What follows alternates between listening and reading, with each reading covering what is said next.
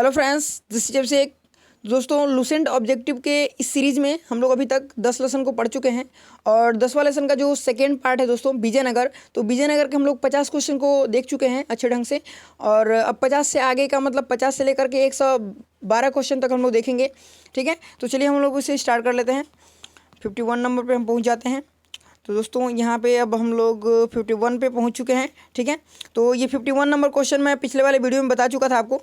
ठीक है, तो चलिए 51 नंबर फिर एक बार और देख लेते हैं। हम लोग कह रहा है कि 1565 ईस्वी में कौन सा प्रसिद्ध युद्ध हुआ था। तो 1565 ईस्वी में जो दोस्तों युद्ध हुआ था वो क्या होता, तालीकोटा का युद्ध हुआ था। ओके, ये ध्यान रखना है। चलिए आगे देख लेते हैं दोस्तों। इसको मतलब इसमें हम लोग ट्रिक और कुछ डिटेल के माध्यम से भी कुछ जानकारी अर्जित करते चलेंगे। ठीक है, जो कुछ हो पाएगा मैं आपको कोशिश करूँगा कि डिटेल में भी बताऊँ और ट्रिक के माध्यम से भी कुछ चीज़ें बताऊँ। ठीक है, चलिए यहाँ पे कह रहा है क्या, कश्मीर का शासक जो कश्मीर का अकबर नाम से जाना जाता था वह कौन था। दोस्तों कश्मीर का एक ऐसा कोई शासक था जो कि अकबर के मतलब अकबर से उसकी तुलना की जाती थी। ठीक है ना, तो ऐसा शासक कौन था। ठीक है, तो जैनुल क्या था, आबिदीन। ठीक है, जैनुल आबिदीन जो था दोस्तों वो क्या था कि कश्मीर का शासक था, लेकिन ये जो है कि अकबर की तरह ये भी शासन कर रहा था वहाँ पे, तो इसलिए जो है कि इसको अकबर से तुलना की जाती है। ठीक है, तो चलिए आगे नेक्स्ट क्वेश्चन देखते हैं। नेक्स्ट क्वेश्चन कह रहा है कृष्णदेव राय ने अमुक्त, देखिए यहाँ पर ये याद करने वाली क्वेश्चन है थोड़ा सा। ठीक है, अमुक्त माल क्या है, माल्यद। अमुक्त माल्यद एक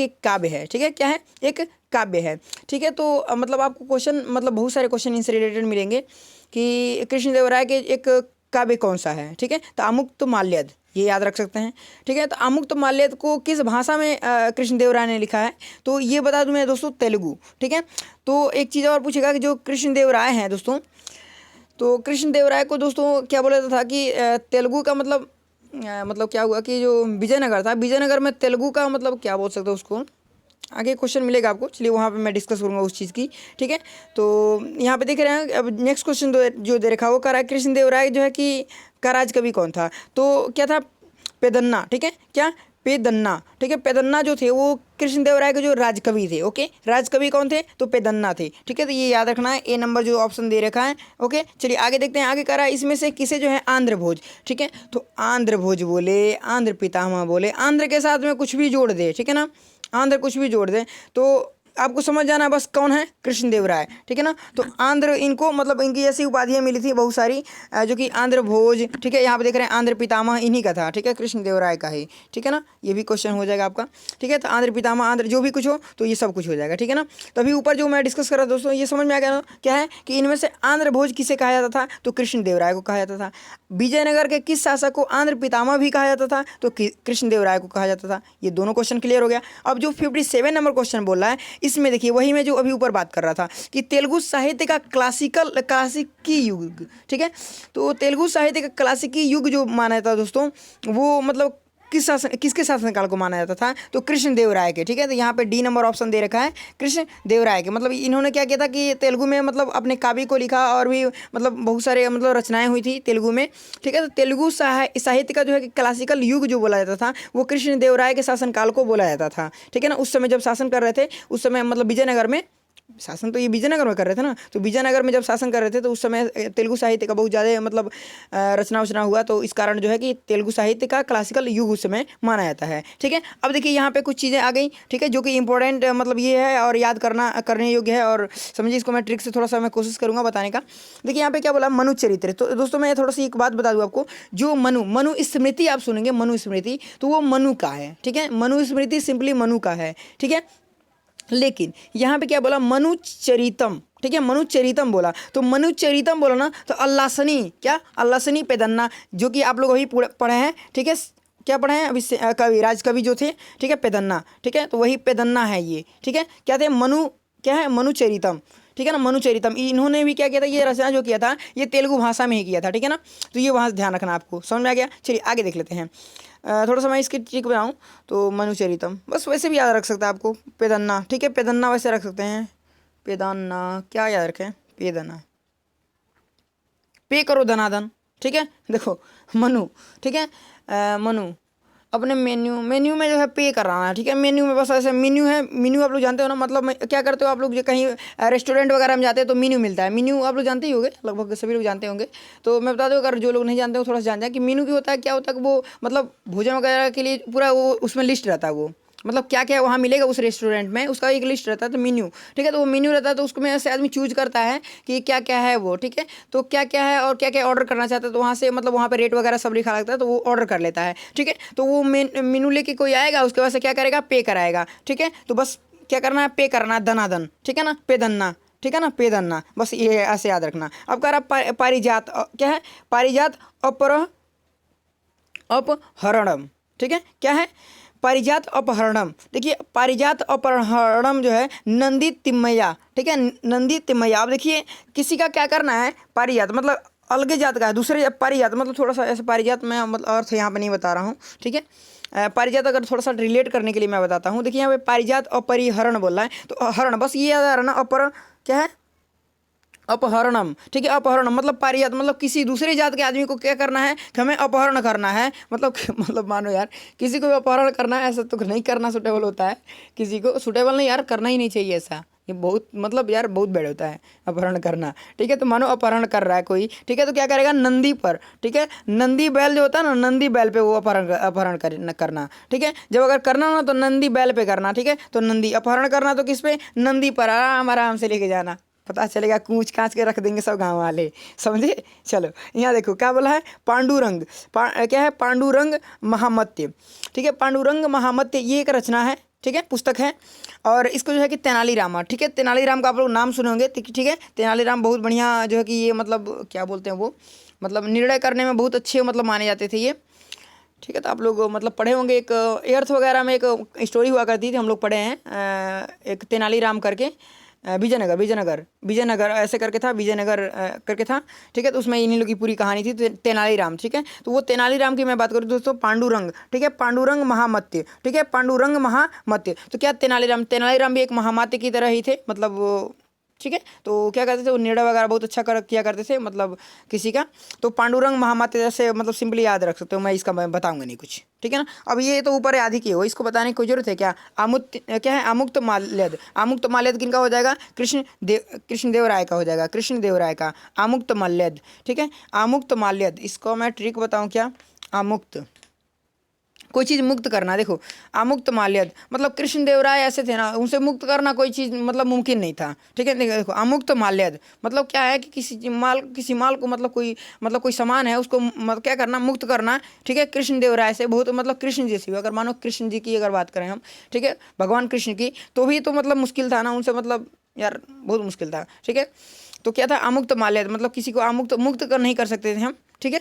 तो बस इसे भी याद रख सकते हो, ठीक है। बट यहाँ पे मुझे कुछ अच्छा ट्रिक बन नहीं पा रहा, ठीक, बस आप लोग कन्विंस करना इसको, मतलब मैनेज कर लेना, ठीक है ना। अब देखो आगे अगर हो पाएगा तो मैं बताऊंगा, ठीक है। अभी देखो यहाँ पर कृष्णदेव राय ने निम्नलिखित में से किसका जो है कि निर्माण नहीं कराया, दोस्तों यहाँ पे मतलब 4 ऑप्शन दे रखा है, इसमें से किसका निर्माण कृष्णदेव राय ने नहीं कराया है, ठीक है। मतलब जो 3 होगा उसका कराया होगा, तो हमें 3 तो याद रखना चाहिए ना। जो नकारात्मक, देखो मैं आपको हमेशा से राय देता आया हूँ अभी तक, जब से मैं मतलब यहाँ पर मतलब वीडियो में बना रहा हूँ, तब से मैं राय देता हूँ किस जो भी क्या हो कि नकारात्मक चीज़ जो है ना उसको आप लोग डिस्कार्ड कर दिया करो, ठीक है। नकारात्मक को डायरेक्ट हंट करता है और वो प्रॉब्लम क्रिएट करता है, ठीक है। तो जो सही है इसका उसे हम लोग याद कर लेंगे, ठीक है। तो ये हमको याद करना है क्या है कि कृष्णा स्वामी मंदिर, ठीक है, इसका निर्माण कृष्णदेव राय ने कराया था, ठीक है। हजार रामास्वामी मंदिर इनका भी कराया था, ठीक है। विठल स्वामी मंदिर, ठीक है ना। तो स्वामी देखिए यहाँ पे स्वामी कामन, स्वामी मंदिर जितना था ना, कृष्ण स्वामी, क्या है, हजार राम स्वामी, हजार रामा स्वामी या विठल स्वामी, तो ये स्वामी वाला मंदिर इन्होंने कराया था। बट ये जो है ना इसका नाम ही मत पढ़ो, पढ़वे मत करो भाई, पढ़ना मत, हंट कर जाएगा माइंड में यार, ठीक है ना, इसलिए मैं ढक दे रहा हूँ, ठीक है। चलो आगे देख लेते हैं, आगे क्या बोलना है कि आगे क्या बोला दोस्तों, किस पुस्तक में कृष्णदेव राय जो है अपनाए, ठीक है, सॉरी, किस पुस्तक में कृष्णदेव राय अपनाए गए, ठीक है, राजनीतिक क्या है प्रशासनिक सिद्धांतों का जो है कि वर्णन मिलता है। मतलब कृष्णदेव राय के द्वारा अपनाए गए मतलब राजनीतिक जो प्रशासनिक सिद्धांतों थे उनका जो है कि वर्णन मिलता है। तो कौन सा ऐसा बुक है दोस्तों, तो उसमें मिलता है इसका मतलब वर्णन मिलता है, ये सबका मतलब जो कृष्णदेव राय थे उन्होंने मतलब राजनीतिक प्रशासनिक जो सिद्धांत हुआ करते थे उनको अपनाए होंगे, ठीक है। तो किस पुस्तक में उनका पूरा जो है कि विवरण मिलता है, तो अमुक्त माल्यद, ठीक है ना दोस्तों, अमुक्त माल्यद जो था दोस्तों उसको उन्होंने अपनाया था। देखिए तो वो अपनाए थे ना, तो मतलब मुक्त करने करने योग्य नहीं था कोई चीज़ें, ठीक है ना। मुक्त करने, देखिए मुक्त करने योग्य कोई चीज़ें नहीं था उसमें, मतलब आमुक्त माल्यद, ठीक है ना। देख समझ सकते हैं आप लोग, प्रशासनिक मतलब सिद्धांत को इन्होंने अपनाया था, ठीक है ना। तो आप लोग इतना सभी अब वो याद रख सकते हैं, आमुक्त माल्यद किनका है, तो कृष्णदेवराय का है। ओके, आगे देखिए, आगे कह रहा है विजयनगर के किस शासक ने विवाह कर जो है, विवाह कर जैसे क्या है अलोकप्रिय करों को समाप्त कर दिया। जैसे कि क्या होता था कि मतलब जब विजयनगर की जब शासन चल रही थी, तो कृष्णदेवराय का जब शासनकाल चल रहा था उस समय मतलब क्या था कि विवाह कर भी लिया जाता था, ठीक है। तो विवाह कर चलता था, तो विवाह कर मतलब एक क्या था कि अलोकप्रिय था, मतलब लोगों के लिए ये सही नहीं था, ठीक है। तो मतलब इन्होंने क्या किया, देखा कि यार बहुत प्रॉब्लम हो रहा है, तो इन्होंने क्या किया कि मतलब उसको बैन कर दिया कि यार यार अब समाप्त हो जाएगा, विवाह कर अब नहीं लिया जाएगा, ठीक है। तो किसने किया, तो कृष्णदेवराय ने किया। विजयनगर में जब इन्होंने मतलब ये बहुत अच्छे शासक रहे थे कृष्णदेवराय, ठीक है। विजयनगर के अभी तक हम लोग कृष्णदेवराय के बारे में ही पूरा क्वेश्चन पढ़ रहे हैं, ठीक है। मतलब ये शासक जो है अच्छे थे, ठीक है। देखिए जो शासक अच्छा होता है वो ज़्यादा टाइम तक टिकता है और अच्छा अच्छा काम भी किया रहता है, ठीक है। तो उसकी ज़्यादा वर्णन मिलती है उस शासन काल के टाइम उसमें, मतलब उसके शासन में, ठीक है। तो यहाँ पे देखिए अब क्या बोला है, अहमदनगर। तो अहमदनगर की जो है कि निजाम शाही वंश का अंत कैसे हुआ। तो अहमदनगर का जो निजाम शाही वंश था दोस्तों, तो उसका अंत के बारे में पूछ रहा है कि उसका अंत हुआ तो कैसे हुआ, ठीक है। तो ये इसका जो ऑप्शन नंबर ए है दोस्तों, वो ऑप्शन राइट हो जाएगा, ठीक है। क्या दोस्तों कि अहमदनगर को मुगल साम्राज्य में मिलाकर हुसैन शाह की जो है कि आजीवन कारावास दिया गया, ठीक है ना। अहमदनगर का जो मुगल साम्राज्य में मिला दिया गया, ठीक है। उसके बाद से हुसैन शाह, मतलब अहमदनगर का जो शासक था निजाम शाही वंश का, हुसैन शाह शासक था, तो उसको क्या किया गया, आजीवन कारावास का मतलब आजीवन कारावास के लिए जो है कि उसे कैद कर लिया गया, ठीक है। और उसके बाद से जो है मतलब ये सब वंश का अंत हो गया, ठीक है। तो बस ये समझ में आ गया होगा आपको। चलिए आगे देखते हैं। आगे कह रहा है कि जब राजा जो है कि वोडेयार, ठीक है, जब राजा वोडेयार ने मैसूर राज्य की स्थापना की, ठीक है, तब विजयनगर साम्राज्य का शासक कौन था। मतलब अभी यहाँ से ये ध्यान रख सकते हैं कि जो राजा वोडेयार थे इन्होंने मैसूर राज्य की स्थापना की, ठीक है ना, मैसूर राज्य की स्थापना की। और जब इन्होंने स्थापना की एकदम फिलहाल मतलब उसी टाइम में, ठीक है, क्या था, विजयनगर का शासक कौन था, ठीक है। तो इसका जो राइट आंसर होगा दोस्तों वो हो जाएगा क्या, डी नंबर, ठीक है। डी नंबर कौन, वेंकट सेकेंड थे, ठीक है। वेंकट वेंकट वेंकट सेकेंड, ठीक है। वेंकट सेकेंड उस समय मतलब शासन कर रहे थे, ठीक है। और उस समय जो क्या है वोडेयार ने मैसूर राज्य की स्थापना कर दी थी। ओके, ध्यान रखना है। चलिए आगे देखते हैं। कह रहा है कि निम्नलिखित मुस्लिम शासकों में किस एक को जो है कि उसकी धर्मनिरपेक्षता में आस्था के कारण उसकी मुस्लिम प्रजा, ठीक है, जगत गुरु कहकर पुकारती थी। मतलब देखिए धर्मनिरपेक्षता, वो क्या करता था, धर्मनिरपेक्षता का मतलब वो भाव रखता था, तो इस कारण उसकी प्रजा क्या की, उसको वो मुस्लिम प्रजा था, मतलब मुस्लिम प्रजा जो थी उसे जगत गुरु के नाम से जो है पुकारने लगी, ठीक है। वो धर्मनिरपेक्ष वादी आदमी था, ठीक है ना। तो कौन ऐसा शासक था दोस्तों, तो इसका जो राइट आंसर है वो सी नंबर होगा, क्या, इब्राहिम क्या है, आदिल शाह, ठीक है। इब्राहिम आदिल शाह जो था ये धर्मनिरपेक्षी था, ठीक है ना। चलिए आगे देख लेते हैं। आगे कह रहा है कि तुलु वंश। अब देखिए तुलु वंश, अब देखिए तुलु मतलब तुलु मैंने बताया था एक पीछे, ठीक है। तो आप समझ सकते हैं, याद होगा आपको, पढ़े होंगे तो। अगर नहीं पढ़े हैं दोस्तों तो डिस्क्रिप्शन में लिंक मिल जाएगा। और ये अगर पीडीएफ भी चाहते होंगे दोस्तों तो पीडीएफ भी आपको डिस्क्रिप्शन में लिंक मिल जाएगा, और टेलीग्राम चैनल का लिंक मिलेगा, तो वो टेलीग्राम चैनल ज्वाइन कर लीजिएगा और वहाँ पर आपको पूरा का पूरा पीडीएफ। और देखिए दोस्तों वहाँ पे आपको, आप जब जाइएगा तो फाइल मैनेजर में जाकर के आप लोग ढूंढ लिया कीजिए, ओके। वहाँ से आपको पूरा का पूरा पीडीएफ मिल जाया करेगा, ओके। चलिए आगे देखते हैं। आगे बोला क्या कि अंतिम शासक, अब क्या बोला कि तुलु वंश का जो अंतिम शासक जो था सदाशिव राय था, ठीक है। कौन थे, सदाशिव राय। किस समय में वास्तविक सत्ता किसके हाथ में थी, तो उस समय जो थी वास्तविक सत्ता किसके हाथ में थी, ठीक है। तो इसका जो राइट आंसर होगा दोस्तों वो क्या होगा, आपका ए नंबर हो जाएगा, राम राय, ठीक है, या क्या है, राम राजा, ठीक है। राजा राम आप सुने होंगे, राजा राम, ठीक है, राजा राम, राम राज, पूरा ऐसे। तो ये देख ही रहे हैं, राम राय बोलें या फिर राम राजा बोलें, ठीक है। तो राम राजा ये जो भी थे इनके ही क्या था कि इनके ही मतलब वास्तविक सत्ता जो है इनके हाथ में थी, तुलु वंश का, ठीक है।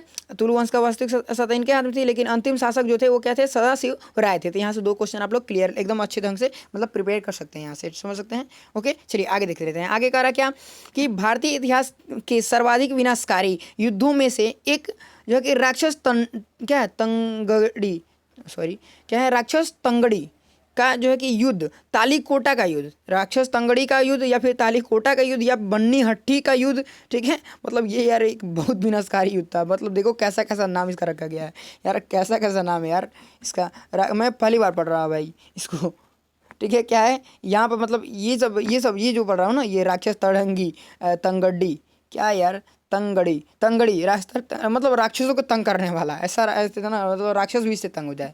ठीक है, तो राक्षस तंगड़ी का युद्ध, ठीक है, तालीकोटा और बन्नीहट्टी, तो ये हम पढ़ा गया है, मतलब ये मतलब फेमस नेम है ये सब। ठीक है, जो 23 जनवरी 1565 ईस्वी को हुआ था, के समय जो है कि क्या होता, विजयनगर साम्राज्य के शासक था, मतलब जब ये युद्ध हुआ था उस समय विजयनगर साम्राज्य का शासक कौन था, ऐसा पूछ लिया है, मतलब इतना घुमा फिरा के पूछने की कोई जरूरत नहीं थी, बट सिंपली मतलब उस समय पूछ सकता है कि वो जब तालीकोटा का युद्ध हुआ तो उस समय कि विजयनगर का शासक कौन था। ठीक है, तो इसका जो राइट आंसर होगा वो क्या हो जाएगा, बी नंबर हो जाएगा दोस्तों, सदाशिव राय। ठीक है, सदाशिव राय उस समय शासक थे। ओके, चलिए आगे देख लेते हैं।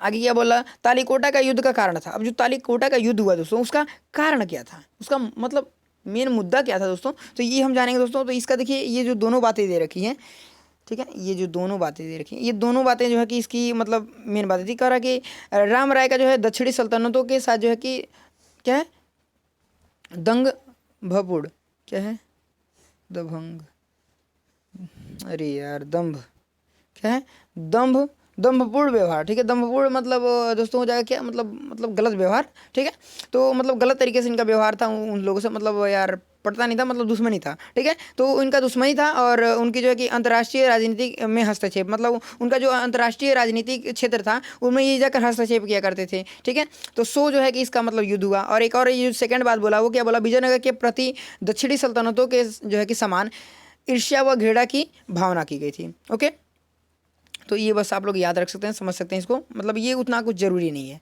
ठीक है, बट ध्यान रखना। ठीक है, अब देखिए यहाँ पर क्या बोल रहा है, विजयनगर के विरुद्ध जो है दक्षिणी सल्तनतों द्वारा बनाए गए महासंघ में कौन शामिल नहीं था। अब महासंघ में कौन, मतलब विजयनगर के विरुद्ध जो है दक्षिणी सल्तनतों के द्वारा जो एक संघ महासंघ बनाया गया था उसमें कौन शामिल नहीं था दोस्तों। तो यहाँ पे मतलब जो शामिल थे उनको हमको देखना है। ठीक है ना, हमको जो शामिल नहीं थे उनको तो यार मतलब डिस्कार्ड कर देना है। ठीक है, उसको माइंड में नहीं रखना। अभी फिलहाल देखो क्या है, 68 नंबर जो है उसका राइट आंसर हो जाएगा क्या, आपका डी नंबर। ठीक है, तो लेकिन हमको 3 नहीं याद रखना है। बीजापुर जो था वो था, अहमदनगर था, और गोलकुंडा था। ठीक है, ये था, बट हमको ये पढ़ना ही है।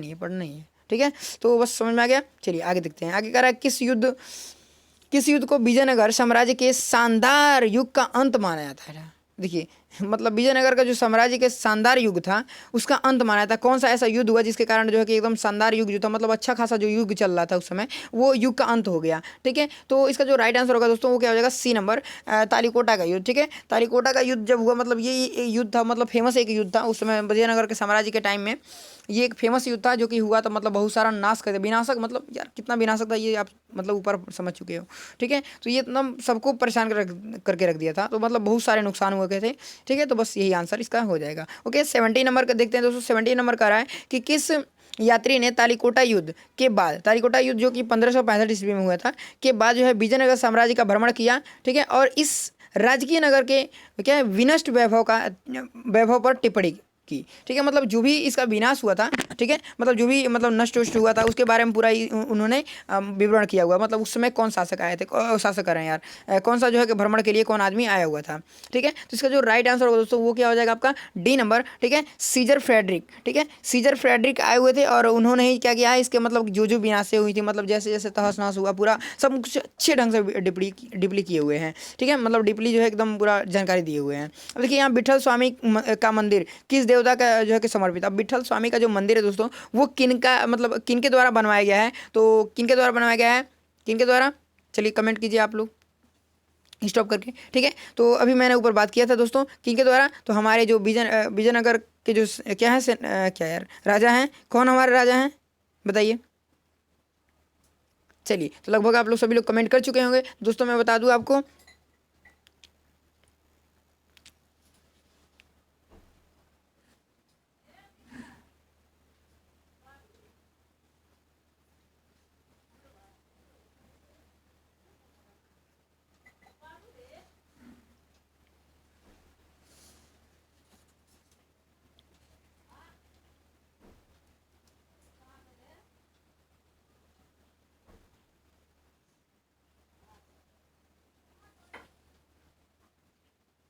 विठल के रूप में गणेश को, दोस्तों आवाज़ आप लोग को शायद नहीं जा रहा था क्या, चलिए, तो ये अभी मैं किस पे था,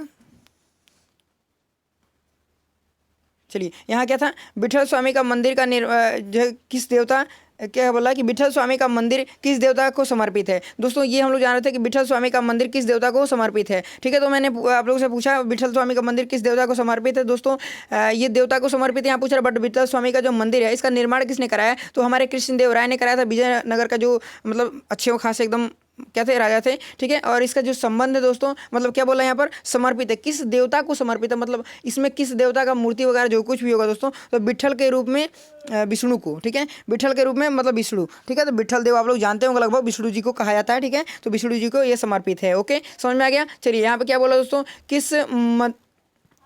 किस मंदिर की जो है कि भीतरी दीवारों पर, किस मंदिर के भीतरी दीवारों पर जो है रामायण के दृश्य उत्कीर्ण किए गए हैं। तो अब ऐसा कौन सा मंदिर है दोस्तों, उसके मतलब अंदर से जो दीवार जो है उनके अंदर से जो है ना कि क्या किया गया कि मतलब रामायण के दृश्य उत्कीर्ण किए गए हैं। ठीक है, तो रामायण लगभग आप लोग देखे होंगे और उनका दृश्य भी आपको याद आ रहा होगा। ठीक है, तो हजार स्वामी का जो मंदिर है, जो कि हजार स्वामी का जो मंदिर है, ये कृष्णदेवराय के द्वारा ही रचित है, मतलब क्या है, रचित कह रहा हूँ यार, क्या मतलब निर्मित है। ठीक है, मतलब उनके द्वारा ही निर्माण कराया गया है।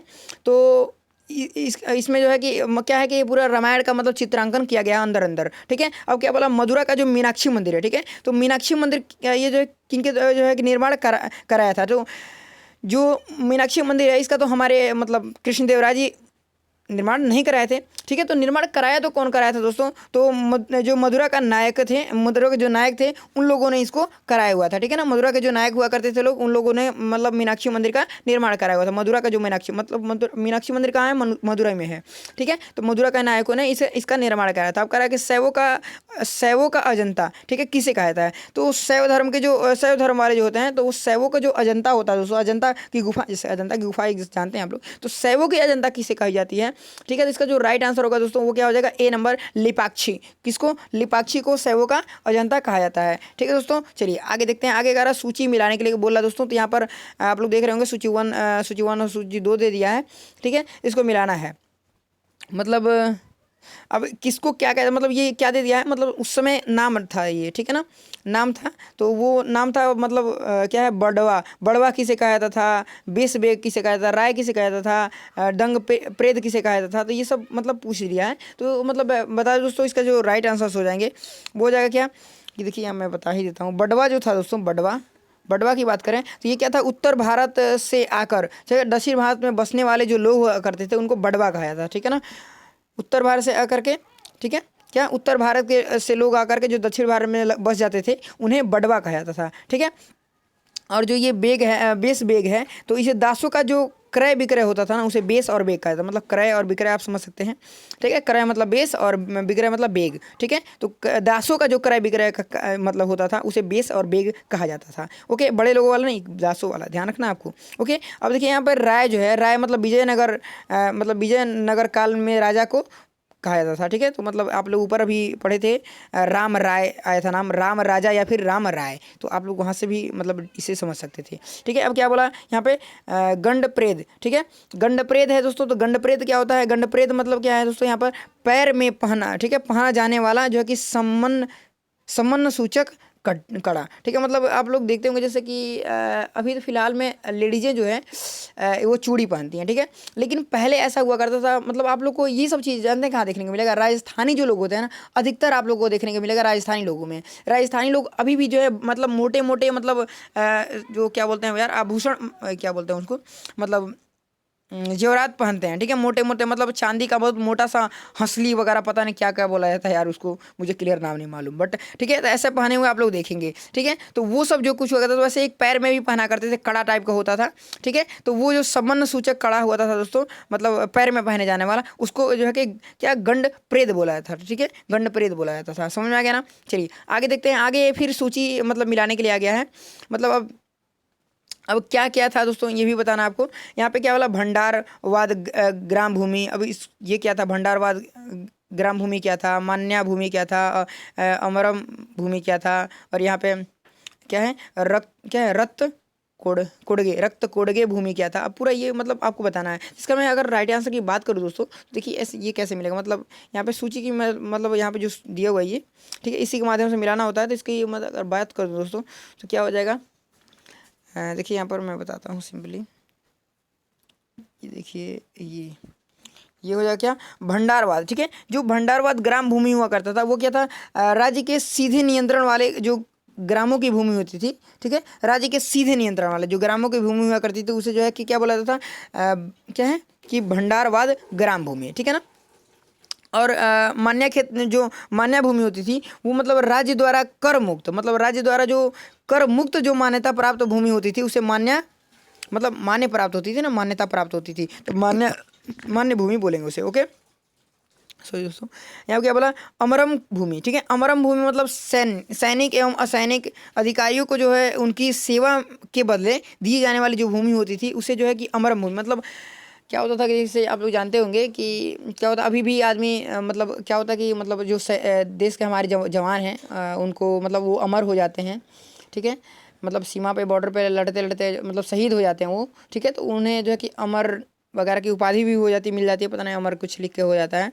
और जो है कि उन्हें मतलब उनकी जो भी फैमिली होती है, फैमिली को मतलब पूरा मतलब वेतन वगैरह मिलता है, वेतन नहीं मिलता उनको, मतलब क्या बोलते हैं वो यार उसको, क्या बोलते हैं उसको, पैसा मिलता है, बहुत ज़्यादा डोनेशन मिलता है। ठीक है, तो डोनेशन टाइप में डोनेशन वगैरह बहुत चीज़ें मिलता है, मुझे क्लियर नहीं मालूम। ठीक है ना यार, नाम उसका नहीं याद आ रहा हिंदी मुझे। ठीक है, जो भी हो, तो वो चीज़ें मिलता है ना, तो वही चीज़ वैसे ही उस समय भी हुआ करता था। ठीक है ना, कि जो सैनिक या असैनिक मतलब जो सैनिक थे वो भी और जो सैनिक से निकल चुके थे वो भी, ये जितने अधिकारी थे उनको सेवा मतलब उनके सेवा के बदले उनको मतलब जो भूमि दी जाती थी वो जो अमरम भूमि कहलाती थी। ओके, समझ गया ना। अब कह रहा है रक्त को क्या है, रक्त कोड गे भूमि। जब रक्त कोड गे मतलब देखिए यहाँ पर, ये मैं थोड़ा सा ऊपर कर देता हूँ। ठीक है, अब देखिए यहाँ पर क्या बोला, युद्ध में जो शौर्य प्रसिद्धि करने वाले को दी जाती थी वो, मतलब क्या कर रहा है, कोई आदमी अपना शौर्य बल दिखा रहा, मतलब वो बहुत ज़्यादा मतलब कुछ अलग प्रकार के करके दिखाता है, मतलब शक्ति कुछ अपना दिखा रहा है, शक्ति प्रदर्शन कर रहा है अच्छा खासा, तो उसे जो है भूमि जो दान में दी जाती थी उसे रक्त कोडगे भूमि कही जाती थी। ओके, नेक्स्ट क्वेश्चन कर रहा है दोस्तों, देखते हैं उसको। नेक्स्ट क्वेश्चन कर रहा है कि वीर पंचाल का अर्थ, वीर पंचाल का क्या अर्थ होता है दोस्तों, ये बताना आपको। तो यहाँ पे देख रहे होंगे आप लोग वीर पंचाल। ठीक है, तो इसकी मैं अगर राइट आंसर की बात करूँ दोस्तों, तो राइट आंसर इसका जो होगा वो हो जाएगा क्या, बी नंबर, क्या, दस्तकार। ठीक है, दस्तकार वर्ग के जो लोग होते थे उनको मतलब क्या बोला जाता था, वीर पंचाल। वीर पंचाल जो होता है, वीर पंचाल का मतलब होता है कि क्या है, दस्तकार वर्ग। ठीक है, दस्तकार वर्ग, ध्यान रखना है। ओके, चलिए आगे देखते हैं। कह रहा है कि कौन सुमेलित नहीं है, अब इसमें सुमेलित नहीं पूछ रहा है। ठीक है, तो सीधे सीधे सामने सामने ही दिया होगा जो सुमेलित होगा। ठीक है, तो अभी जो नहीं है उसको तो हम ध्यान ही नहीं देंगे, जो है उसको हम लोग देख लेते हैं। ठीक है, तो क्या है दोस्तों, यहाँ पर ऊपर आप लोग पढ़े हुए हैं लगभग, नहीं उससे नहीं, एक भी है, एक है। ठीक है, यहाँ पर क्या है, उम्बली भूमि। उम्बली भूमि मतलब गांव के कुछ विशेष सेवाओं के बदले दी जाने वाली जो भूमि कर मुक्त भूमि होती थी उसे उम्बली भूमि कही जाती थी। ओके, ये एकदम सही है। करा है कि कुट्टगू क्या है, कुट्टगी मतलब पट्टे पर ली गई भूमि, और पट्टे पे जो भूमि ली जाती थी उसे कुट्टगी बोला जाता था। कुदी मतलब कृषक मजदूर का जो भूमि होता था उसे कुद्दी बोला जाता। मतलब ये यार, ये पढ़े मत करो ना, अरे नहीं पढ़ लो, देखो अभी पढ़ लो। मान्य भूमि क्या था, मतलब मान्यता प्राप्त जो भूमि होती थी वही तो था ना। देखो यहाँ पे क्या दे दिया, क्या है देखो, राज्य के सीधे नियंत्रण वाला ग्रामों की भूमि। ये गलत बात है ना, नियंत्रण प्राप्त कर मुक्त, नियंत्रण प्राप्त जो क्या था, कर मुक्त और मान्यता प्राप्त जो भूमि थी वो होती थी। ठीक है, लेकिन यहाँ कुछ और दे दिया, तो बात समझ गए आप लोग, यही मिला हुआ नहीं था। अब कह रहा है कि मराठकालीन। ठीक है, मराठकालीन जो पेशवा के जो समतुल्य विजयनगर का केंद्रीय प्रशासनिक पद था, ठीक है, उसके बारे में पूछ रहा है। ठीक है, वो कौन था यहाँ पे क्या है, मराठकालीन जो पेशवा के समतुल्य विजयनगर का जो केंद्रीय प्रशासनिक जो पद था वो कौन सा था। ठीक है, तो पेशवा का जो पद वहाँ था एकदम उसी की तरह विजयनगर में कौन सा पद था, ये पूछ दिया। यहाँ समझने की कोशिश कीजिएगा, समझ गया ना। तो इसका जो राइट आंसर हो दोस्तों वो हो जाएगा आपका ए नंबर। ओके, प्रधानी। ठीक है, प्रधानी या जो प्रधानी या महाप्रधानी जो पद हुआ करता था वो पेशवा, मतलब मराठकालीन जो पेशवा का जो पद हुआ करता था। ठीक है, एकदम सेम वही पद जो है यहाँ पर जो विजयनगर में थी वो प्रधानी या महाप्रधानी बोली जाती थी। अगर यही प्रधानी या महाप्रधानी अगर पद मराठा में होती, ठीक है, मराठा कालीन में होती तो उसे पेशवा कहा जाता। ओके, समझ गए। चलिए आगे देखते हैं। आगे कह रहा है 80 नंबर क्वेश्चन। तो 80 नंबर क्वेश्चन कह रहा है दोस्तों कि क्या है, सभा नायक। ठीक है, अब सभा मतलब मिलान करना है हमें, तो ये पहले हम मतलब कूट के माध्यम से मिलान करेंगे, तो इसे थोड़ा सा मैं जूम कर दूं।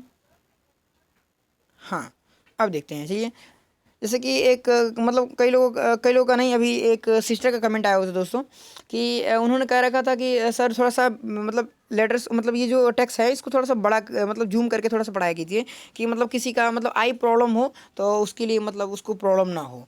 ठीक है, तो शायद हो सकता है जिनको भी प्रॉब्लम हो तो ऐसे प्रॉब्लम हो रहा हो तभी उनको लगा हो ऐसा, तो कमेंट उन्होंने किया था।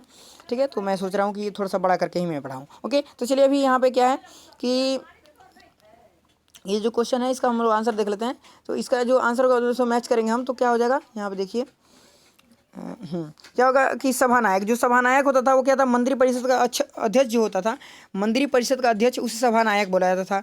सर्वनायक जो है कि मुख्य सचिव जो होता था उसे सर्वनायक बोला जाता था। ठीक है ना, क्या है माननीय प्रधानम, माननीय प्रधानम मतलब गृह मंत्री जो होता था उसे माननीय प्रधानम बोला जाता था। अब देखिए शाही मुद्रा को रखने वाला मतलब शाही मुद्राओं को रखने वाले को मुद्राकर्ता कहा जाता था। ठीक है, तो ये मतलब ईजी था, इसका मतलब ईजिली आप लोग मतलब मैच कर सकते थे। ठीक है, तो बस समझ में आ गया। चलिए आगे देख लेते हैं। आगे कह रहा क्या कि 81 नंबर कह रहा कि निम्नलिखित में से किस काल के प्रशासन में ना क्या है, यहाँ पर छोटा छोटा करना इसको, कह रहा है कि न्यायंकार व्यवस्था या अयंगार व्यवस्था प्रचलित था। न्यायंकार व्यवस्था या फिर अयंगार व्यवस्था, अब ये किसके जो है कि किस काल में जो है कि प्रचलित था। ठीक है, तो संगम में कि राष्ट्रकूट में कि चोल में कि विजयनगर में। ठीक है, तो फिलहाल हम लोग जो पढ़ रहे हैं दोस्तों वो क्या पढ़ रहे हैं, विजयनगर पढ़ रहे हैं। सिंपल सी बात है, यहाँ पे विजयनगर होगा, बट आपको याद भी वैसे रखना है कि आगे भी अगर वैसे कहीं पूछे तो आपको विजयनगर जवाब देना है। नहीं तो कहना भाई वहाँ पेपर में हम क्या पढ़ रहे हैं, पेपर में तो सब मिक्स करके देता है ना, तो यहाँ पर तुम पढ़ रहे हैं तो सिंपली जवाब दे सकते हैं। बट चलिए अब कह रहा है अमरम का अर्थ है। अब देखिए यहाँ अमरम का अर्थ है, अमरम मतलब अमर, अमरम। ठीक है, तो अमरम एक जो था दोस्तों क्या होता था कि अमरम भूमि मतलब क्या था कि मतलब जो लोग मतलब शहीद होते थे उनके मतलब घर वालों को दिया जाता था, या जैसे भी मतलब उनके मतलब कार्य के लिए जो प्रदान की जाती थी वो भूमि होती थी। लेकिन यहाँ अमरम का अर्थ पूछ दिया। ठीक है, अमरम का जो अर्थ होगा दोस्तों वो क्या होगा, जागीर। ठीक है, यहाँ पे क्या होगा, जागीर होगा अमरम का। ठीक है, जो हम लोग समझ रहे हैं वो नहीं होगा, जागीर यहाँ पे होगा। समझ गए। चलिए आगे देखते हैं। आगे कह रहा है कि विजयनगर काल में ग्रामीण क्या है शासकीय इकाई पर जो है शासन के लिए जो है कि 12 व्यक्ति को नियुक्त किया जाता था। किसे कहा जाता था, जिसे कहा जाता था। ठीक है, तो देखिए यहाँ पे मैं बताऊँ आपको कि विजयनगर काल में जो ग्राम शासकीय इकाई थी उसके लिए मतलब 12 व्यक्तियों को जो है नियुक्त किया जाता था। तो उसमें मतलब नाम उसका दिया जाता था। जैसे कि देखिए राय की अगर बात करें, राय राजा को बोला जाता था। ठीक है, तो यहाँ हम लोग एक ही चीज़ देख रहे हैं अभी। अब लेकिन न्यायंकर, आयंकर और घोड़ा के बारे में तो हम लोग नहीं जानते। ठीक है, तो इसकी मैं अगर बात करूँ तो जो 12 व्यक्तियों को नियुक्त किया जाता था उन्हें एक मतलब शब्द में जो कहा जाता था वो क्या कहा जाता था दोस्तों, इसका जो राइट आंसर होगा वो क्या हो जाएगा, आयंगार। ठीक है, आयंगार बोला जाता था। क्या, आयंगार उन्हें बोला जाता था। Okay, it is clear. देखिए अब आगे क्या बोला, शिष्ट का अर्थ था। ठीक है, तो शिष्ट जो होता है दोस्तों उसका अर्थ क्या, मतलब शिष्ट मतलब हम कहें क्या इस समय शिष्ट व्यक्ति, तो शिष्ट व्यक्ति अगर हम कहते मतलब सभ्य व्यक्ति। ठीक है, मतलब क्या है कि वो मतलब अच्छा व्यक्ति हो। लेकिन यहाँ पे शिष्ट का अर्थ पूछ रहा है, तो शिष्ट का अर्थ वहाँ पे कुछ और होता होगा, तो भूमिकर। ठीक है, तो जो भूमिकर हुआ करता था दोस्तों वो भूमिकर को शिष्ट कहा जाता था। ठीक है ना, शिष्ट भूमिकर। ठीक है ना, ध्यान रखना है आपको। चलिए आगे देखते हैं। करा विजयनगर साम्राज्य में सैनिक विभाग किस नाम से जाना जाता था, जो सैनिक विभाग था उसको किस नाम से हम जानते थे। ठीक है, तो वेश वेग आपको मालूम ही है कि जो मतलब जो गरीब लोग थे, ठीक है, उनके मतलब क्या बोलते हैं यार, गरीब ही लोग कह सकते हैं आप, मतलब उनके जो यार, ठीक है, तो जो क्या थे गरीब लोग थे उनके मतलब क्रय विक्रय का जो कार्य होता था उन्हें वेश और वेग कहा जाता था। ठीक है, तो एक चीज़ यहाँ हमें पॉइंट मिल गया। ठीक है, ये हमें जानकारी है, इसको तो थोड़ा सा रिवीजन करते चलेंगे हर चीज़ की हमारे माइंड पे रहे। ठीक है, तो अब यहाँ कदाचार है और क्या है, अठवण है। अठवण, कदाचार और अठवण है, तो इसमें सैनिक विभाग को क्या कहा जाता था, तो इसका जो राइट आंसर होगा वो हो जाएगा क्या, कदाचार। ओके, कदाचार कहा जाता था। समझ में आ गया ना। चलिए आगे देखते हैं। आगे कह रहा है क्या, तेलुगु के कवित्रय। ठीक है, तेलुगु के कवित्रय के में शामिल नहीं था। ठीक है, तेलुगु के कवित्रय में शामिल नहीं था, तो इसमें तेलुगु कवित्रय में कौन मतलब शामिल नहीं था। ठीक है, इसका जो राइट आंसर दोस्तों वो क्या हो जाएगा आपका, डी नंबर। ठीक है, क्या है, तिरुवल्लुवर। ठीक है, तिरुवल्लुवर। ठीक है, तिरुवल्लुवर जो थे वो क्या थे कि तेलुगु के कवित्रय में मतलब, अरे कवित्रालय मतलब समझ सकते हैं आप ना, क्या तरह है मतलब जो क्या कवि थे, मतलब तेलुगु कवि जो थे उनमें नहीं थे। नायन थे।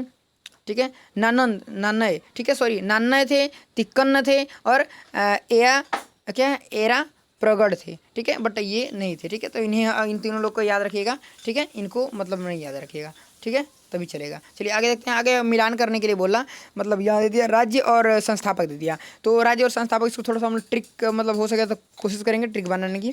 ठीक है, 87 नंबर जो बोला दोस्तों, इसका मतलब हम कूट के माध्यम से अगर देखें तो कूट के माध्यम से देखें तो दोस्तों क्या हो जाएगा, ए नंबर हो जाएगा, मतलब सिंपल। और यहाँ पर अगर हम देखें तो यहाँ पर भी वैसे सिंपल ही मिला जाएगा ना। तो यहाँ देखिए जौनपुर है, उसका क्या है, मालिक सर्वर। ठीक है, जौनपुर, ठीक है ना, जौनपुर मालिक सर्वर। ठीक है ना। और देखिए क्या है, जौनपुर मतलब जो भी मतलब कोई भी पुर हो, आपको ऐसे याद कर से रखना, जौनपुर। जौनपुर मतलब जौनपुर मतलब जान। ठीक है, अपने जान के मालिक आप खुद है ना, अपने जान के मालिक आप खुद है ना, तो जानपुर का मालिक। ठीक है, क्या है, मलिक सर्वर। ठीक है ना, मलिक सर्वर अपने जान के जो है ना, आप खुद सर्वर मतलब अपने जान का जो सर्वर है, मतलब माँ अपने मतलब जान आप समझ सकते हैं भाई। ठीक है, तो वो क्या बोलते हैं, गर्लफ्रेंड वाली और वगैरह वगैरह वाली जान नहीं। ठीक है, यहाँ मैं बात कर रहा हूँ जान, अपनी जान। ठीक है, ठीक है, तो अपनी जान की बात कर रहा हूँ। ठीक है, आप लोग जो समझो, आपको याद रखने का मतलब है। ठीक है, तो ये क्या है, मालिक सर्वर। ठीक है, मालिक सर्वर जो है कि जॉन का है। ठीक है, अब क्या बोला, मालवा। मालवा किनका हो जाएगा दोस्तों, तो दिलावर का हो जाएगा। अब देखिए मालवा। ठीक है, अब माल, अब यहाँ पे देखो, अब ये क्या करोगे, मालवा। ठीक है, क्या होगा कि मालवा मतलब क्या है कि दोस्तों कोई मतलब सामान है, माल समझते हैं, माल यार जो दुकानदार होते हैं ना, उनसे मतलब संपर्क करोगे तो आपको पता चल जाएगा क्या करते हैं, वो माल खरीद के लाते हैं। ठीक है ना, तो वो माल खरीद के लाते हैं, तो वही माल। ठीक है, तो माल मतलब कोई सामान होगा। ठीक है, तो दिलावर खां। ठीक है, अब देखिए यहाँ दिलावर, तो माल का आपको खरीद के लाना है, तो किससे खरीद के लाना है, कोई भी, तो दिलावर से खरीद के लाना है, दिलावर। ठीक है, आप लोग मूवी देखे होंगे पहले, दिलावर पता नहीं क्या क्या, मुझे वो नहीं मालूम था। ठीक है, बस मैं सुना हूँ हल्का फुल्का नाम हर चीज़ें। ठीक है, बस वैसे मैं बताता हूँ आपको। ठीक है, तो मालवा के इनका हो जाएगा दोस्तों, माल खरीद के किससे लाना है, दिलावर से लाना है, ध्यान रखना। गुजरात का किसने किया, जफर खां क्या है, मुजफ्फर शाह। ठीक है, जफर खां मुजफ्फर शाह। ठीक है ना, जफर खां, ये जफर खां ही शॉर्ट में देगा, अगर देगा कभी तो। मुजफ्फर खां अगर शाह क्या है, मुजफ्फर शाह जो है अगर काट दे तो जफर खां देगा। ठीक है, तो गुजरात जफर खां, ऐसे आप सिंपली याद रखो, मैं इसका ट्रिक नहीं बता पाऊंगा। ठीक है, क्योंकि यहाँ बैठ नहीं पा रहा कुछ माइंड में जस्ट, और टाइम लगेगा तो दिक्कत होगा। अब देखिए बंगाल क्या है, शमशुद्दीन क्या है, इलियास शाह। ठीक है, शमशुद्दीन इलियास शाह, बंगाल।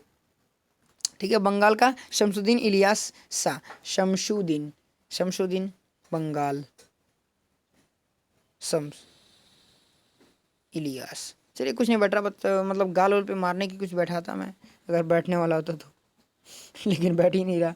चलिए खानदेश जो राज्य का संस्थापक था, खानदेश, उसका संस्थापक कौन था दोस्तों, तो इसका जो राइट आंसर होगा दोस्तों वो हो जाएगा ए नंबर। ओके, मलिक रजा काफू क्या है, फारूकी। मलिक रजा फारूकी जो है खानदेश के संस्थापक थे। ठीक है, तैमूर लंग के आक्रमण। ठीक है, तैमूर लंग की जो आक्रमण था दोस्तों, जो कि 1398 में हुआ था, उसके बाद से जो है गंगा की घाटी की स्थापना होने वाला राज्य कौन था। ठीक है, गंगा घाटी में स्थापित होने वाला जो राज्य था वो कौन सा था। ठीक है, मतलब 1398 के जैसे तैमूर लंग का जो आक्रमण हो गया था, तैमूर लंग का जो आक्रमण हुआ 1398 में, उसके बाद से गंगा घाटी में एक राज्य स्थापित हुआ, तो उस राज्य का नाम क्या था। ठीक है, तो क्या था, जौनपुर था। ठीक है, जौनपुर क्या, अपने मतलब जान का क्या करना आपको, जान के आप क्या है, मालिक हैं भाई, मालिक हैं, मालिक सर्वर। ठीक है ना, बस याद रखना, याद है ना ऊपर वाला क्वेश्चन। चलो यहाँ कह रहा है कि कहाँ के शासक की उपाधि जो है कि सुल्तान उस सुल्तान उस सर्क जो है मतलब पूर्व का स्वामी, मतलब सुल्तान उस सर्क मतलब सुल्तान पूर्व का स्वामी थी, मतलब किसको ये उपाधि मिली हुई थी। ठीक है, तो सिंपली आप इसका अगर चाहें तो जवाब मतलब कहाँ का वो शासक था, तो आप लोग सिंपली इसका जवाब दे सकते हैं। ठीक है, अगर मालूम होगा, हल्का फुल्का भी पढ़े होंगे तो जौनपुर जो था दोस्तों, जौनपुर जो था मतलब वहाँ के जो शासक थे उनको मतलब ये उपाधि मिली हुई थी। ओके, कह रहा है मालवा के किस शासक के शासनकाल में मालवा राज्य का जो कि विलय अकबर द्वारा मुगल साम्राज्य में कर लिया गया। अब मालवा का जो कोई शासक था उसको मार पीट करके, ठीक है, क्या कर लिया, मार पीट के जाए फिर जैसे भी अकबर ने अपने मिला लिया। ठीक है, तो बस मिलाया किसके शासन का मतलब काल के टाइम में मालवा राज्य जो है कि अकबर के शासनकाल में मतलब मुगल साम्राज्य में विलय हो गया। ठीक है, तो इसका जो राइट आंसर होगा दोस्तों वो क्या हो जाएगा आपका, डी नंबर, बाज बहादुर। ठीक है ना, ये बस बहादुर नामे था, बहादुर था नहीं येरवा। ठीक है ना क्या हुआ, अकबर के सामने अपना नतमस्तक हो गया और उसमें मिला लिया गया अकबर के द्वारा। अब कह रहा है कि अहमदाबाद जो जगह है दोस्तों उसकी स्थापना किसने की थी। ठीक है, तो अहमदाबाद की जो स्थापना हुई दोस्तों वो क्या हुई थी, अहमद शाह फर्स्ट के द्वारा हुई थी, अहमद शाह प्रथम। ठीक है, अहमद शाह प्रथम के द्वारा की गई और इन्होंने अपने नाम पर ही क्या रखा, अहमदाबाद नाम रख लिया उसका। ठीक है, तो बस ये ध्यान रखना है। क्या कह रहा है, महमूद बेगड़ा जो है किस राज्य का प्रसिद्ध सुल्तान था। महमूद बेगड़ा जो थे वो किस राज्य का सुल्तान था, ठीक है। किस राज्य का सुल्तान था? इसका जो राइट आंसर होगा दोस्तों वो क्या हो जाएगा आपका बी नंबर, गुजरात का, ठीक है ना, महमूद बेगड़ा गुजरात का। समझ में आया? चलिए अब यहाँ पे देखिए क्या बोल रहा कि कश्मीर के प्रसिद्ध शासक जैनुल आबिदीन, जैनुल आबिदीन, ठीक है, जैनुल, आप लोग ऐसे सिंपली पढ़ते होंगे जैनुल आबिदीन, ठीक है, जैनुल आबिदीन मतलब जैनुल आबिदीन, अलग अलग नाम है ये पूरा, ठीक है। क्या कह रहा है कि प्रसिद्ध शासक जैनुल आबिदीन ने महाभारत, ठीक है, राज तरंगिणी, तो एक मिनट, आप जानते होंगे जो क्या है महाभारत है वो क्या है, वेद व्यास जी का है, ओके। और राज तरंगिणी जो है, ठीक है, जो राज तरंगिणी है वो क्या है, कल्हड़ का है, ठीक है। आदि संस्कृत जो संस्कृत ग्रंथों का अनुवाद किस भाषा में किया?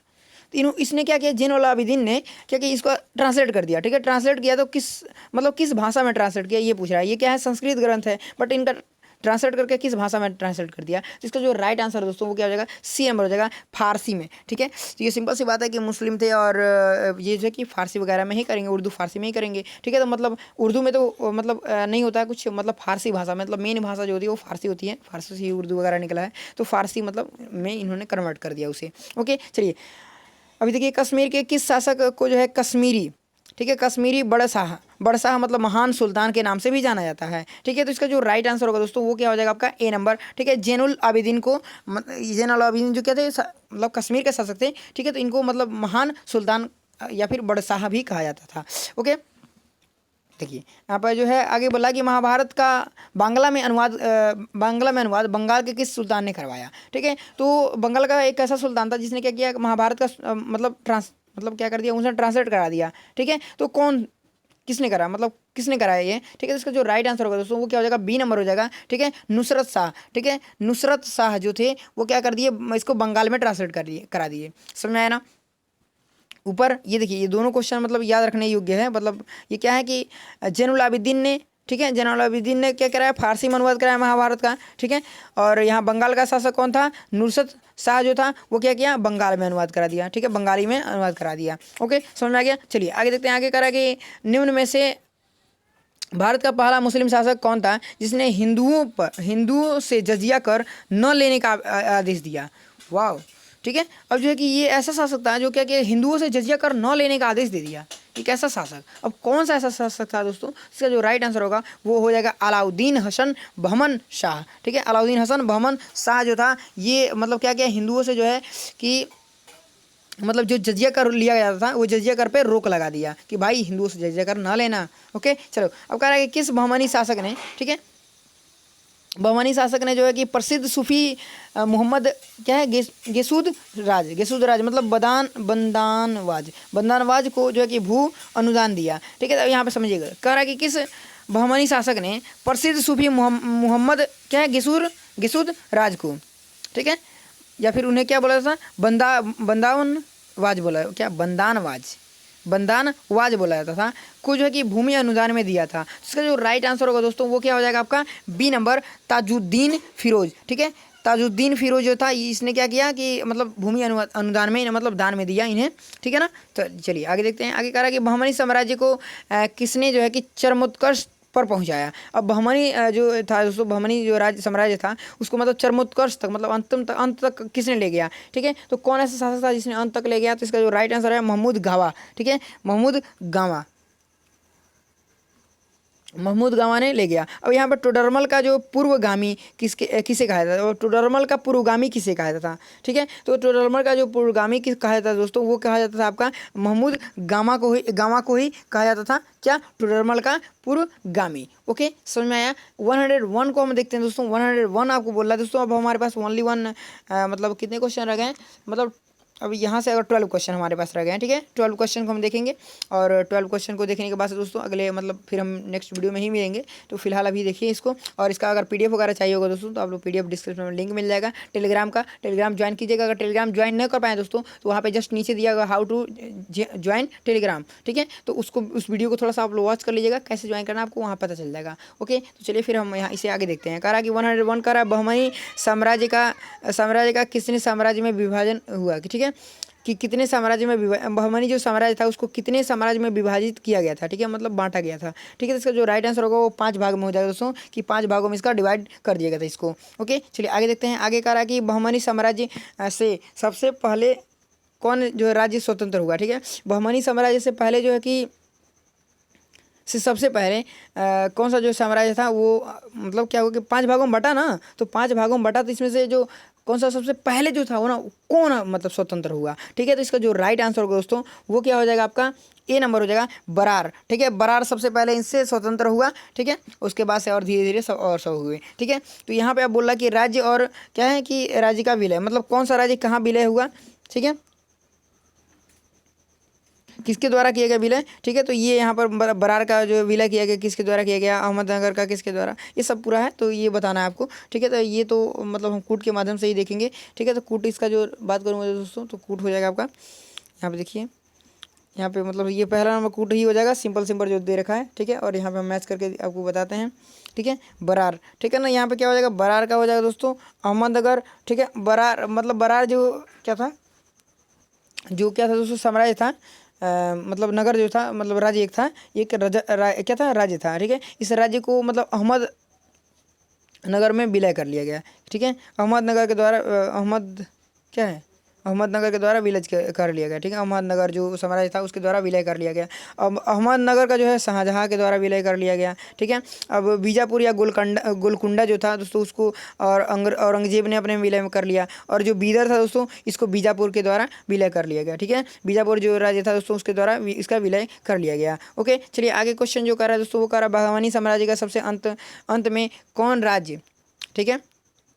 बहमनी साम्राज्य से जो है कि सबसे अंत में कौन सा राज्य जो है स्वतंत्र हुआ, तो सबसे पहले दोस्तों हम लोगों ने देखा क्या बिदर हुआ था, ठीक है, बरार हुआ था, सॉरी बरार हुआ था, लेकिन सबसे अंत में कौन हुआ, ठीक है। तो सबसे अंत में आप पूछा है दोस्तों, इसका जो राइट आंसर है वो हो जाएगा आपका डी नंबर बिदर, ठीक है। सबसे अंत में बिदर हुआ, ठीक है, सबसे अंत में बिदर, ओके। और सबसे पहले बरार, ठीक है, बिदर और बरार याद रखना है क्या, बरार बिदर, पहले बरार फिर अंत में बिदर, ओके। करिए कह रहा कि अदीना मस्जिद कहाँ स्थित है। अब जो अदीना मस्जिद है दोस्तों वो कहाँ है, ठीक है, मक्का मदीना पता नहीं क्या क्या इतना सारे आप लोग नाम सुने होंगे, बट अदीना मस्जिद, अब यहाँ पे पूछा क्या अदीना मस्जिद, तो अदीना मस्जिद जो है कि कहाँ पे है दोस्तों, कहाँ स्थित है, इसका जो राइट आंसर हो दोस्तों वो क्या हो जाएगा, बंगाल में, ठीक है। अदीना मस्जिद कहाँ है दोस्तों, बंगाल में है, ओके। अब क्या बोला, अटाला मस्जिद कहाँ स्थित है, अटाला, ठीक है, अटाला मस्जिद, अब देखिए ये एक और मंदिर है अटाला मस्जिद, ठीक है। तो अटाला मस्जिद जो दोस्तों वो जौनपुर में है, ठीक है, ओके, जौनपुर में अटाला मस्जिद। अब कह रहा है प्रसिद्ध विरूपाक्ष मंदिर, अब देखिए प्रसिद्ध विरूपाक्ष का जो मंदिर है दोस्तों वो कहाँ अवस्थित है, ठीक है।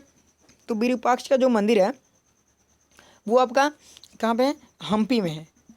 विरूपाक्ष का मतलब इसके पहले वाले वीडियो में भी ये क्वेश्चन हम लोग पढ़ चुके थे, विरूपाक्ष का मंदिर कहाँ है, तो हम्पी में है, ओके। आगे कह रहा है कि सुमेलित कीजिए, अब ये सुमेलित करने के लिए बोला तो हमें कूट के माध्यम से ही सुमेलित करना होगा, ठीक है। तो कूट के माध्यम से सुमेलित करें दोस्तों या फिर वैसे करें, वैसे कूट के माध्यम से मैं बता दूँ कि ये पहला हो जाएगा कूट, ठीक है। अब यहाँ पे कह रहा है कि सोना कह रहा है छोटा सोना मंदिर, अब जो छोटा सोना मस्जिद है वो कहाँ पे है, बंगाल में है। झंझरी मस्जिद जौनपुर में है। हिंडोला महल मालवा में है। रूमी खां मस्जिद ये कहाँ है, अहमदनगर में है, ओके। तो इतना समझ में आ गया आपको, चलिए आगे देख लेते हैं। यहाँ पे बोला दोस्तों कृष्णदेव राय, ठीक है। कृष्णदेव राय का उड़ीसा के शासक जो कि प्रताप रुद्र गजपति के विरुद्ध अभियान को किस इतिहासकार ने 16वीं सदी में भारतीय इतिहास की सबसे शानदार सैनिक घटना कहा है, ठीक है। तो जो कृष्णदेव राय का जो उड़ीसा के शासक जो क्या थे कि प्रताप रुद्र गजपति थे, इनके विरुद्ध जो एक अभियान को किया गया था, ठीक है। अभियान को जो है कि किस इतिहासकार ने, अब इस अभियान को किसी इतिहासकार ने 16वीं सदी में भारतीय इतिहास की जो है सबसे शानदार सैनिक जो है कि घटना का बताया है, ठीक है। तो ये बताने वाला कौन था दोस्तों, तो इसका जो राइट आंसर होगा वो हो जाएगा क्या, C number, okay, Neelkanth Shastri, ठीक है। नीलकंठ शास्त्री ने इसे मतलब बहुत मतलब क्या है कि सैनिक मतलब बहुत शानदार मतलब ये सैनिक घटना बताया है, ठीक है। तो ये ध्यान रखना है आपको। चलिए आगे कह रहा है कि प्रसिद्ध विजय विट्ठल मंदिर, ठीक है। तो विट्ठल मंदिर आपको याद ही है, ठीक है, जिसके मतलब क्या है कि 56 क्या है तक्षित है, ठीक है। तक्षित स्तंभ है, संगीतमय स्वर निकालते हैं, ठीक है। अब जो 56 तक्षितमय स्तंभ है, ठीक है, संगीतमय स्वर निकालते हैं, कहाँ अवस्थित हैं, ठीक है, विजय विट्ठल मंदिर, ठीक है। तो विट्ठल मंदिर आपको मतलब याद होना चाहिए। ठीक है, तो विट्ठल मंदिर दोस्तों, तो यहाँ पे अब कहाँ पे ये है दोस्तों, तो इसका जो राइट आंसर होगा दोस्तों वो क्या हो जाएगा, सी नंबर। ठीक है, ये थोड़ा सा याद भी रखिएगा आप वैसे भी। ठीक है, ये थोड़ा सा इंपॉर्टेंट क्वेश्चन है, तो मतलब ये लगभग पूछ सकता है, मतलब बड़े बड़े पेपरों में ये पूछता है। यूपीएससी में देखिए एक बार पूछा है, यहाँ पे पता नहीं नोट ये नहीं किया है या फिर ऐसे ही, मतलब ये इंपॉर्टेंट क्वेश्चन है। ठीक है, तो देखिए अब यहाँ पे क्या बोला दोस्तों, विजयनगर साम्राज्य के बारे में निम्नलिखित कथनों पर विचार कीजिए। तो विजयनगर साम्राज्य के बारे में निम्नलिखित जो कथन है इन पे विचार करना है, तो आप बैठ करके विचार करते रहिए, बट मैं इसका आंसर बता देता हूँ। ठीक है, डी नंबर। ठीक है, क्या हो जाएगा, 1 2 3, अब तीनों का तीनों जो है इस पर विचार कीजिएगा आप। ठीक है, अब तीनों को दबा के विचार कीजिए, दबा के जितना विचार करना हो। ठीक है ना, तो वीडियो को स्टॉप कर लीजिए। ठीक है, और विचार करते रहिए अभी से लेकर के 2-4 घंटे तक। अरे भाई 2-4 घंटे मत करना। ठीक है, चलो इस पर विचार करते रहना। यहाँ देखो, फिर ये भी क्वेश्चन दिया दोस्तों, कह रहा कि राजा कृष्णदेव राय के संबंध में निम्नलिखित में से कौन सा कथन सही नहीं है। अब कौन कथन सही नहीं है, तो जो सही है वो मैं बता दे रहा हूँ, जो सही नहीं है उसको छोड़ देना है। ठीक है, तो यहाँ पे ये सही बात बोल दिया, ये बस ये ध्यान रखना, ये तीनों ध्यान रखना ऊपर वाला। ठीक है, ये तीनों ध्यान रखो, एक को छोड़ दो। ठीक है, इसको मैं काट ही दे रहा हूँ। ठीक है, तो वीडियो को स्टॉप कर लो भाई, और इसको थोड़ा सा आप विचार कर लो, बढ़िया से समझ लो कथन सही है, क्या क्या बात बोला क्या नहीं। ठीक है, तो चलो फिलहाल बस इतना ही कुछ था। ठीक है, और अब हम मिलेंगे अगले वीडियो के साथ में। ठीक है, अगर कुछ मतलब दोस्तों ऐसा लगता है कि आप लोग को कि कुछ चीज़ें आपको मतलब PDF वगैरह नहीं मिल पा रहा है, ठीक है, कुछ ज़्यादा प्रॉब्लम हो रहा है, तो आप कमेंट करके बता सकते हैं। और अभी मैं फ़िलहाल बताऊँगा आपको कि डिस्क्रिप्शन में लिंक चेक कर लीजिए। ठीक है, प्ले लिस्ट का भी लिंक मिल जाएगा आपको, और मतलब वो जो चैनल है उसका भी लिंक मिल जाएगा। और आपको अगर मतलब मानिए कि आप मतलब चैनल कौन सा मैं चैनल बता रहा हूँ, टेलीग्राम चैनल। ठीक है, टेलीग्राम चैनल अगर ज्वाइन करने में प्रॉब्लम होता है, ठीक है, तो आप क्या करना है आपको कि वीडियो नीचे दिया होगा हाउ टू क्या नाम है, हाउ टू मतलब ज्वाइन टेलीग्राम। ठीक है, तो हाउ टू ज्वाइन टेलीग्राम वाला जो लिंक दिया होगा उसको क्लिक करके आप लोग वीडियो को देख सकते हैं। मतलब 1 मिनट की वीडियो है, उसमें बताया हूँ मैं कि कैसे कैसे आपको जा करके प्रोसेस कैसे कैसे ज्वाइन करने का। ठीक है, अगर लिंक वर्क नहीं करता है, तो कभी कभी ऐसा होता है दोस्तों लिंक वर्क नहीं करता, सो ये मैंने बता दिया आपको। चलिए फिर मिलते हैं हम अगले वीडियो के साथ में। थैंक्स।